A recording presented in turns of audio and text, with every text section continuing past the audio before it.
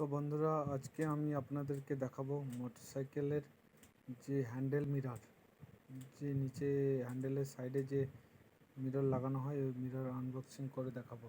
এর রেট আছে 250 টাকা জোড়া। দেখুন, ভিডিওটি ভালো লাগলে চ্যানেলটি অবশ্যই সাবস্ক্রাইব করবেন। আমি এই ধরনের ভিডিও আমার চ্যানেলে দিয়ে থাকি। নিত্য নতুন ভিডিও পাওয়ার জন্য চ্যানেলটিকে সাবস্ক্রাইব করে রাখবেন। এটা হ্যান্ডেলের সাইডে লাগানো হয়।